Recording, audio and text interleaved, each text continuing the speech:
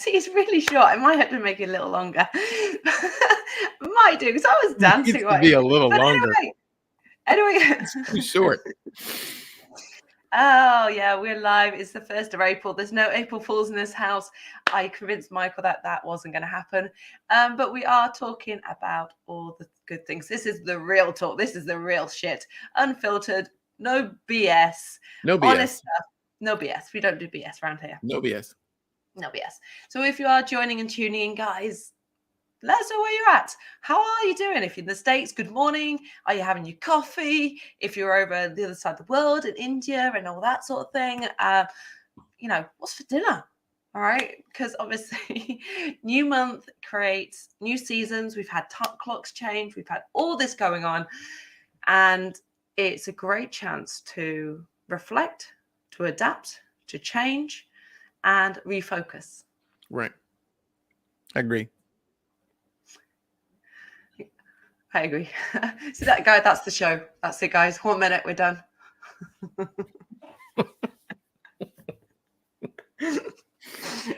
Oh, you're crazy. Oh, well, I knew you'd love to join me because, we have great conversations. You have great value. And of course, being about the success. See, I'm even fidgeting in my chair now. It's like, just to, but being about success, April Fool's Q1, 1st of April, this is a great chance where businesses, it's end of tax year for us as well. Mm-hmm. So a lot of people are reflecting on, I know I did in my books and just going, where's my year gone already? I haven't even done my books. And I'm like, I've always just like looking at them to close them down. Oh, we got a hello. Hi. So, how do you feel about Q2? How does it make you feel? Going into Q2, how does it make me feel? This is probably the most optimistic I've ever been about a year. My last year was probably, as far as what I accomplished, probably one of the best years I've had in my career ever. So, and at my age, that's cool to say, that was my best year ever, because a lot of my friends at my age, just so they're starting to wind down. They're starting to take time off. They're starting to play a lot of golf. They're starting to do a lot of those things. And I'm probably more excited about what I accomplished this year and the next year and over the next 5 years total than I've ever been in my entire life. So when I start talking about, am I excited about Q2? Yes, I'm excited about Q2, 3, 4, and going forward, because I'm kind of in this drawn out transition of moving out of the business and in the industry that I've been in for the last 30 years, and into what I want to do next. But I don't really want to leave the industry I'm in, because I enjoy helping people, I enjoy what I do for a living. It gets me up every day and gets me excited. So I've never been more excited about what I'm going to do and what I'm going to accomplish than I am right now. Oh, we've got a few others excited, like jumping in. Obviously, good morning. See, pumped up. We like being pumped up. And of course, Brenda is also pumped up this morning. Hello, Brenda. We like this, because obviously being pumped up and excited about your goals is always a good shout. Because let's talk about morning routines, because obviously getting up this morning, I'm not going to lie, the past couple of days I've had a cold, so I've been feeling like bleh. It's technical, guy. But your morning routine sets up your day, even if you're feeling a little off or things like this. Right. And of course, today being the first, how do you set yours up? Well, my morning routine has been a part of what I do for a while. People ask me, I get this question a lot, Mike, are you as positive as, do you wake up as positive as you seem when people meet you or when you talk on camera and those are on your videos? And I go, of course not. I wake up like everyone else, in fact, at my age, sometimes you wake up with pains you did not go to bed with, So, my routine is a really part of me getting motivated and in a positive state every morning. I get up early. My day starts usually around 4:30 in the morning. I walk, and for 45 minutes, I shower, dress, I do meditation, I do my quiet time, I read through my I am list, I read through my grateful list, and I read through all of my goals. By the time I get through that, I'm ready to do stuff. I'm ready to accomplish things. I'm excited, I'm motivated, I'm enthusiastic. But I tell people this a lot, Liz, that most of the things that I choose to add to what I do every day is a choice. Enthusiasm is a choice, positivity is a choice, being motivated is a choice, being energetic. All these are choices that we get to make every morning. I find that my morning routine puts me in a place to want to make those choices. So, The one thing I always do, because you said about you, Fletcher, in fact, I might, take that because I'm currently changing my habits again. So I forgot what I was going to say. Audio. So I listen mhm, to an affirmations audio every single morning, mhm, even if I think I feel great and I'm on top of the world. If I feel like shit and I'm like going like, and then I'm cold, I'm just like, I could stay in bed. Again, I've got like the sore neck because obviously not being 100%, my body's going, yeah, it's not playing. right. So I have a 20-minute affirmations audio I listen to, just found on YouTube. Every Mhm, morning, it's all that and the first line it says, I am grateful for this new day.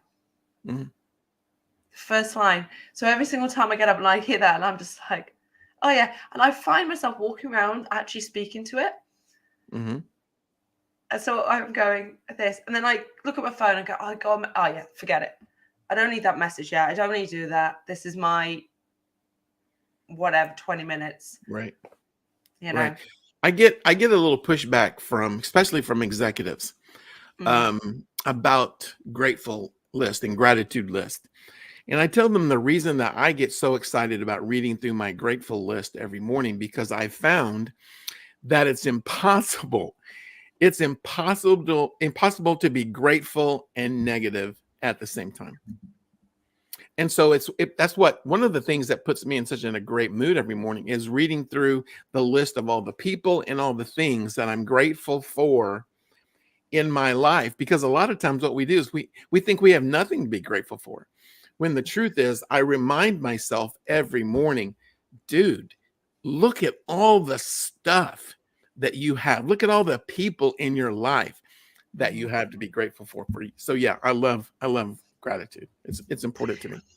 Well, there's gratitude coming up in the comments. Obviously, we've got Will's over on YouTube joining us. So lovely that What's up, my brother?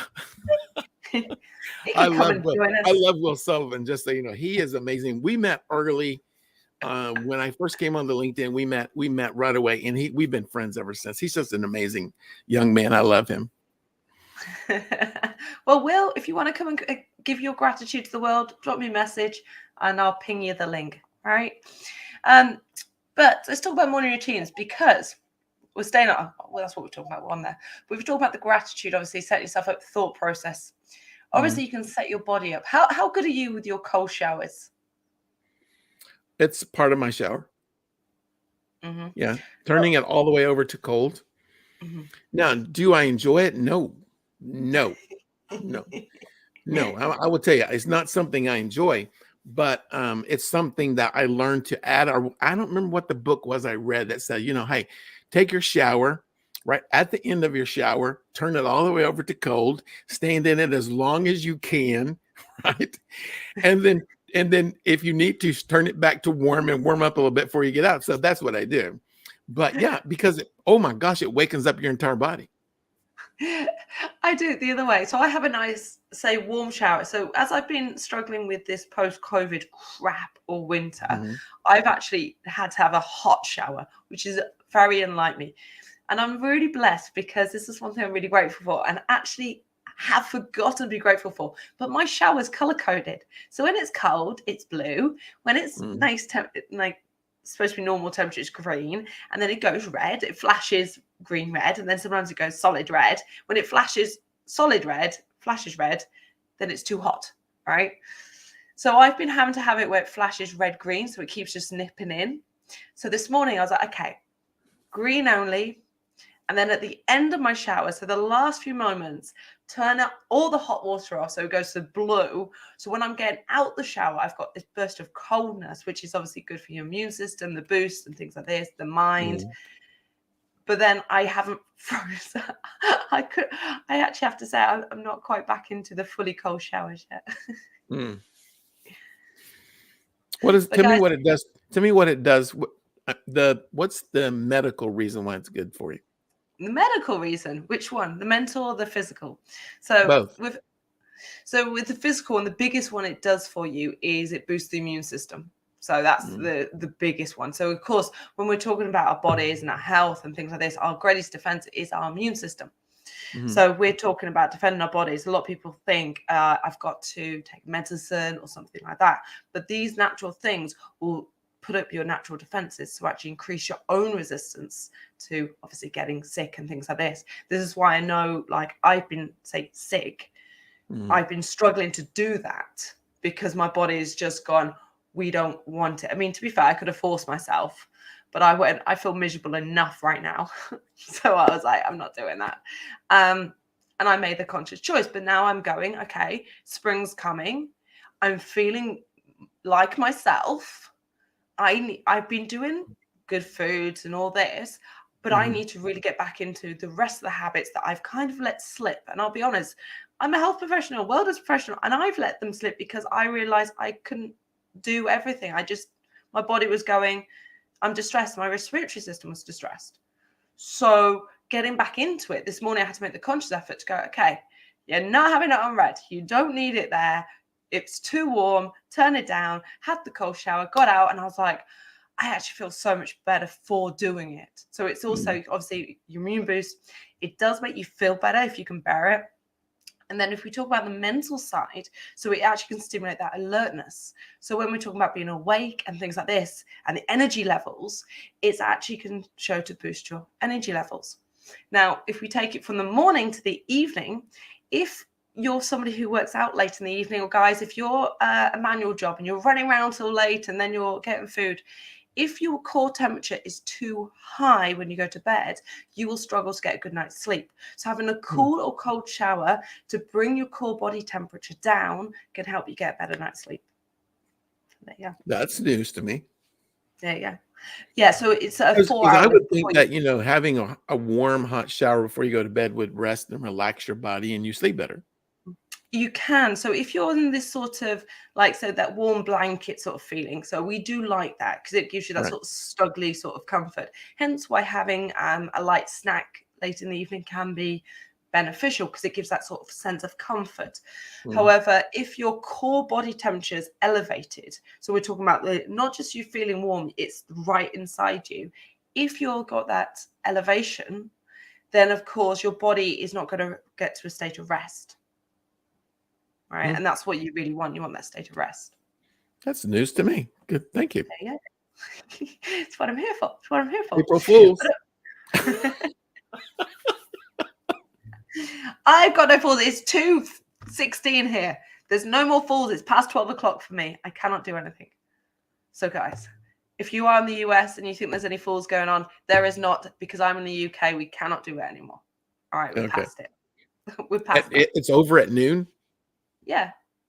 Did you not know that? No. It's April Fool's Day. It's not April Fool's half day.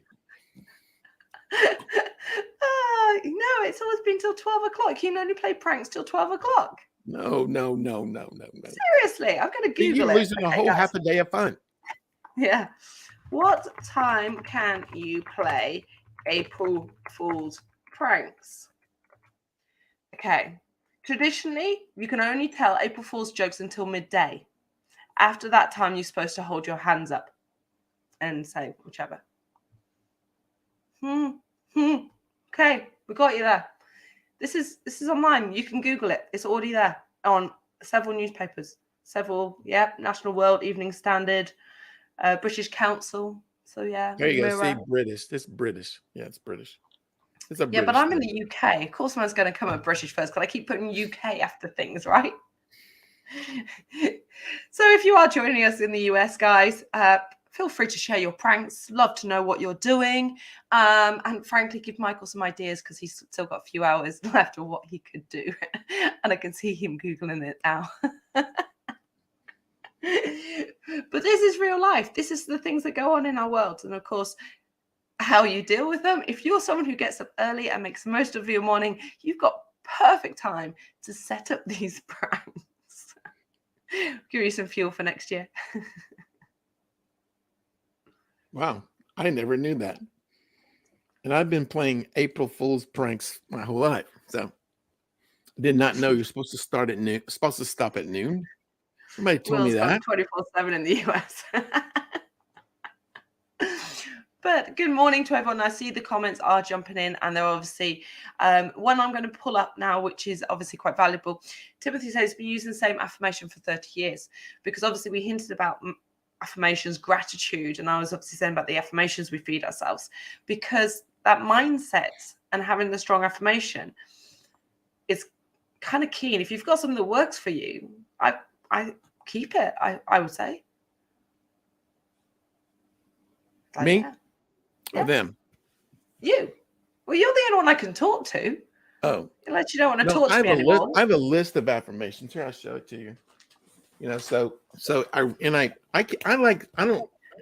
have one. I have a list of them, right? So and I do things. I'm a list person, you know. So here is my grateful list right here. Mm-hmm. All right. Okay. And I started doing this once I read Think and Grow Rich by Napoleon Hill about 25 years ago. And at the time I read it, I thought it was somewhat nonsense, you know, that just reading through, so I am smart, I am intelligent, you know, and that was a little goofy for me. But I learned through the process of reading that book and through the process of affirmations that your brain only knows and believes what you tell it. Mm-hmm. And your brain doesn't know the difference between the truth and a lie and positive and negative. And so because there's so much input from without, that's negativity, that I learned how positive and how amazing it was for my thinking and for my body to fill it every morning with positive statements about who I am, where I'm going, and what I'm going to accomplish. So I read through that list every morning because it just fires me up for the day. So well, I use my favorite affirmation, one of my favorites I use. So when I'm doing all my finances on a Friday, because every Friday I do my invoices, send to clients and things like this, I sit there and I always say to myself, even if I've got shitloads of money and all my clients are paid, or it may be a week that I'm chasing clients, but I always go, I always pay all my bills on time. No problems. And that's it. It's not I've got loads of money. It's not I'm financially wealthy. It's I have no problems paying my bills. And my mind, because even when the weeks when I have sort of gone, I'm behind, I've had clients cancel, I'm a bit behind, and you know, there was a month, I'm not even going to lie, I was short of money. I started the month off going, I haven't got money in my bank for my bills this month. I have no idea. I haven't got the way to do this. I don't know how I'm going to get an extra £500-600 in my bank, because that's the minimum I need to hit my bills. And as you can see, that I was like, no. You always pay your bills on time. You absolutely trust, let it go. You pay your bills on time. Took on that sense of relaxation. And of course, 2 or 3 days later, that was the Friday. On the following Monday, my clients text me, booked in another 5 sessions for that week. So they came back a week earlier than I was expecting them, booked in a few extra sessions. So I ended up with having them for 6 sessions in the first week rather than just 2 the following week as expected. And I had more money to pay my bills than I was halfway through the next month by the time I hit the end of the month. Right. A lot of people would call that coincidence. I call it you spoke into existence, right? What you wanted. Your brain didn't have any choice but to cause to occur what you said. Because our brain's working 24/7 to cause to occur what we believe is true. Yeah. You know, I find that so many times that most people believe bad things. Not, I mean, let's don't say bad. They believe negative things because they're constantly speaking negative. Like in your situation, they said, there's no way I'm going to have my bills paid by the end of the month. And then you start to ruminate over that thought, and all your brain knows to do, excuse me, is to cause that to occur. You know, so yes, that's part of why I'm so positive. It's part of why I speak positivity into my life, over my children, over my family, you know, all the time, all the time. My clients will say, you're so positive. And I'm like, yes, because I tell myself I'm positive. I said, if I went into my old natural state where I'd naturally say I'm a natural pessimist, I always see things as half empty. But as soon as I see it, I catch it because I go, oh, that's not right. No, we're not having that. And I'm like going, no, I refuse to accept it. No. Right. Well, most people don't realize, I think, that positivity is the opposite of who we are. Our natural state, our default state as human beings is to be negative. And so positivity is something we have to continue to pour into our life every day so that we can act out of positivity. I love that whole, is the glass half full or half empty? And I've answered this for many people. My grandmother said it depends on whether you're drinking or you're pouring. Okay, so if you're drinking, the glass is half empty because you're taking away from. Okay, those are people who have a tendency to use people around them. If you're pouring, that means you're pouring stuff into people's lives, which means you're giving. So that glass is half full.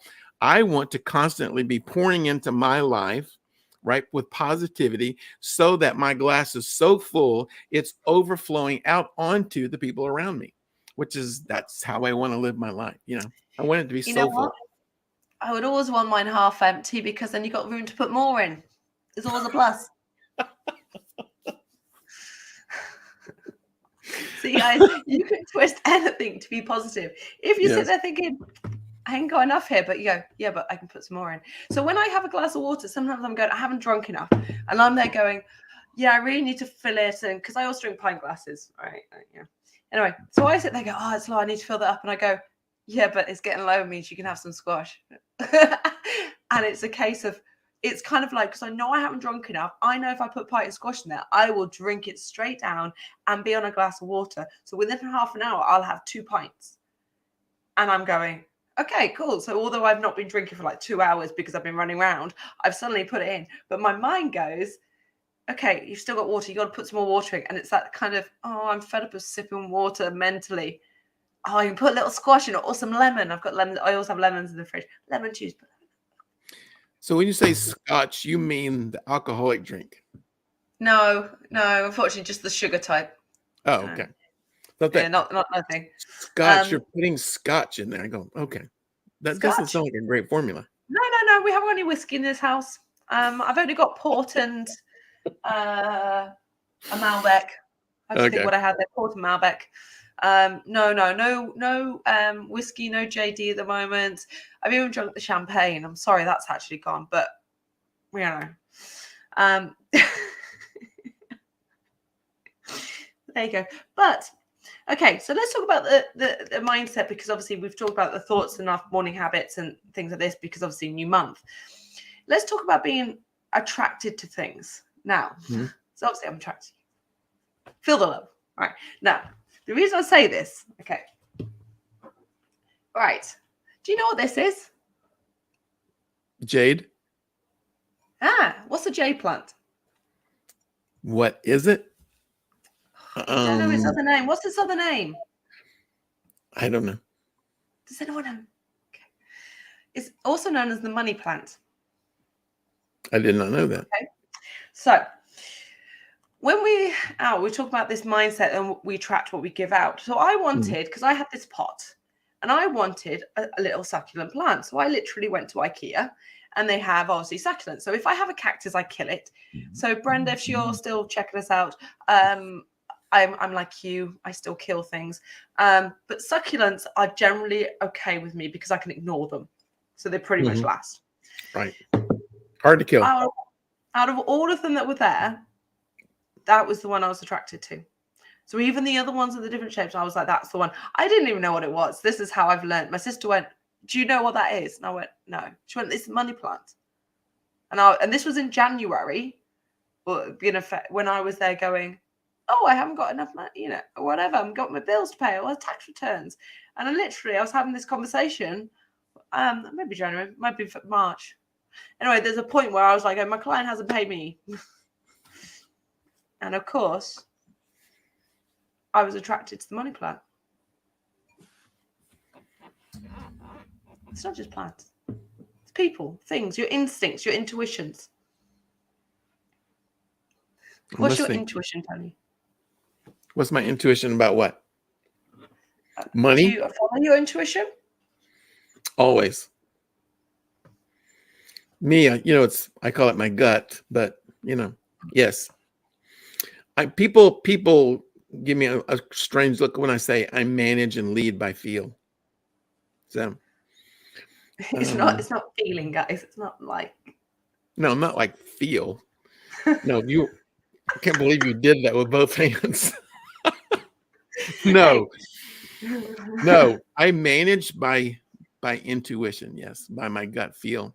I find that in situations, where we're supposed to do this is typically what you're supposed to do. Because I lead people, in every aspect of what I do in the industry that I'm in, and in coaching, obviously, everyone has a story. And I find that what happens, because when we lead as a leader, in whatever situation you're in, the tendency is to make decisions based on how we're supposed to make decisions, rather than make decisions based on the situation and what people are going through. Some of the most amazing stories I've ever heard in my life are because I took the time to ask people questions. Say, hey, tell me what's really going on. Tell me what's the root of the problem. I know this is what you're seeing, but tell me what's really behind what you're saying. And I hear stories about people's lives and about how difficult their life is at the moment. And so it causes me to lead in a very, very different way than I find a lot of leaders lead, because a lot of us as leaders aren't willing to stop and ask good questions and then listen deeply, right? Listen deeply to understand what's going on. So that's a lot of what I do as far as what you just asked. So intuition. But there's nothing wrong, like I said, trusting your gut, trusting your sixth sense, whatever you want to call it. Is that sort of somehow something, right? Like as a coach, like we know sometimes you go, I've got to ask a question on this. There's something there. What? And you want to dig. Sometimes we need to trust our own intuition. Like when we're feeling something's wrong, you go, well, what's going on? Do I need to have a cold shower in the mornings from now on? Is that going to be what's going to needed? Or is it, do I need a gratitude practice in my day? Would that actually help me shift? Or like you said about goals, reading your goals, something much more, I say less, I'm going to say fairy, because if you're not used to this gratitude, this sort of spiritual side, it can seem really I was the one who did this very sort of unreal, sort of really hard to grasp. And you kind of want something more tangible, logical, that makes sense. If that makes sense. Yes. Were you ever someone like that? Well, yeah, 20 plus years ago, you've heard my story, and I went through kind of a transformation in my life at 42 years old. Prior to that, everything I did was logical and had to make sense logically, and was very factually based. And I rarely, if ever, let any emotion or feeling affect the decisions I made. Today, I would say that the opposite is true. It's not that I don't deal in fact, and I don't deal in logic, but I'm wise enough now, and I think older enough to understand that, life is about understanding. Leading is about understanding. Coaching people is about understanding, and we fail to understand because we fail to truly ask great questions and listen. So that was the one mistake I used to make all the time. I was staying in teacher mode, not coaching mode. Right. And being a qualified teacher, yes, sometimes you have to somehow go, oh, hang on a second. Coach yes. mode and teacher mode are not the same. Yes. One of the great educational moments in my life for me My daughter, my youngest daughter was a and still is a heck of an athlete. She plays beach volleyball in college, and she was my only athlete. My first three were not athletes, and so I got really excited about being a dad of an athlete, right? And I started coaching. I was doing a lot of coaching. I was wanting to help her be better at who she was and what she was doing. And one morning, I think she's 14, maybe. We're on our way back from a tournament. She looks over at me. She says, "Dad, I need to tell you something." I said, "Okay." She says, "But I don't think you're going to like it." I said, "Okay." She says, "I don't need another coach. What I need is a cheerleader." Mm-hmm. And so that, was very hard to hear. But that was a moment where I said, you know what? I think that's true for most of the people that I lead. They don't need another coach in their life. They need a cheerleader. Now, does that mean I don't ever coach? Of course I do. Does that mean I don't ever coach my daughter? Of course I do. But I think we have to be a great combination of both coach and cheerleader, not just coach. Mm. And this is where I've also found when you fit with the right client, because I've had clients, I shared it the other day, who've wanted results because they paid me. And they go, I'm like going, yeah, you've had 5 sessions with me. You didn't come for 1 week. You've not changed your eating. You're not doing anything else but cycling here for our session. Right. You can't get results that way. It's kind of like that sort of, I can cheer you on and support you as much as you can, but you've got to do the work. But then, like you said, there's that fine line between going, yeah, come on, and then going, hey. Well, I think being a great cheerleader for me opens up the door for me to be a great coach and or hold people accountable to do the things that I'm coaching them to do. If somebody asked me today, well, what's your percentage of cheerleading to coaching? I said, about 3 to 1. I cheerlead about 3 times as much as I coach. Okay. And it's kind of like that, the stick or the carrot kind of thing. As a leader, which do you use the most? Well, you and I have probably had those bosses or those leaders that, that it's three sticks to every carrot. And that doesn't make for a great leader. That doesn't make for a great opportunity to work and to be successful. That nobody likes that. So I think the same is true in parenting. Same is true in my coaching. I try to do as much encouraging as I do coaching. And I find a lot of times people respond more to my encouragement and my cheerleading as they ever do my coaching. So. Well, let's give a bit of coaching and cheerleading to everybody who's either with us or staying with us, so that they can, what was my words saying? Get my words out. They can kick off April and Q2 on that high. So if you are over India, Australia, or that side, and it's evening for you, it's still not too late. If you're in the US, it's mid-morning. It doesn't matter what time of the day it is for you guys. You've still got time to set up your month. So what would be sort of 3 things to do from you, Michael, that you would say for the month ahead will get them set up? What sort of 3 habits would you encourage them to take on? Well, man, obviously the first one for me would be what we've been talking about, was the habit of a great morning routine. Mm-hmm. I truly don't think I would be anywhere near as successful as I am without an amazing morning routine. Okay. And I realize that positivity is a part of my morning routine, but I think the second habit I would talk about is the habit of being positive. I thoroughly underestimated, until I was 42 years old, the power of being positive. And I will tell you that one, if I had to choose one habit, it would be the habit of positivity, even over a great morning routine. I think the third habit is probably more true for me because of where I'm at in the stage of life I'm in. Would be the habit of maintaining a very, very healthy body. Okay, because obviously, for a long time in my life, maintaining my health, both mentally and physically, wasn't a priority. And I think because, especially for men, I think that the tendency is to think that you're bulletproof. and and that you're just going to be healthy your whole life, and that you don't really need to be concerned about it. But I'm finding now, because I am 65 years old, and because there are a lot of things I still want to do and am going to do, health is very, very high on the importance list as far as accomplishing those things. So that would be the 3: maintain your health, be positive, and have an amazing morning routine. I'm now out of a job. Thanks, guys.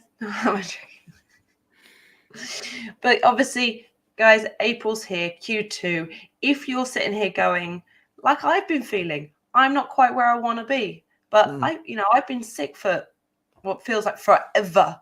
So I've not been 100%. Not I've been sick, but I've not been 100%. And that's really hard to deal with when you know you've got more to give, but you just physically can't give it.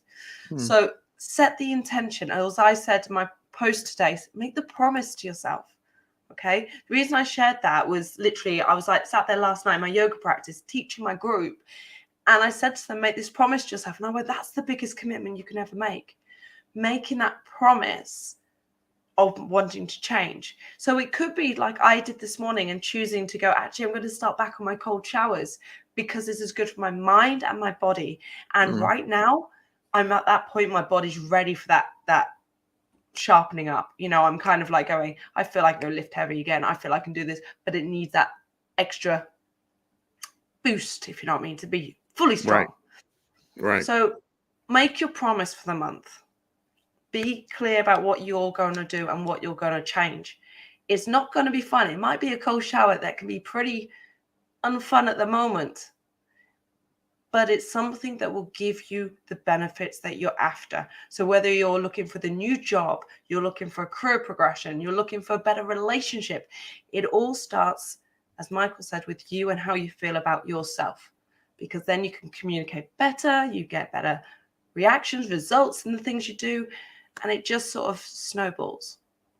So let's set the intention for a good morning routine. Well said. Strengthen our mental muscle. So we've got some love coming in. I can see loads of love of the comments.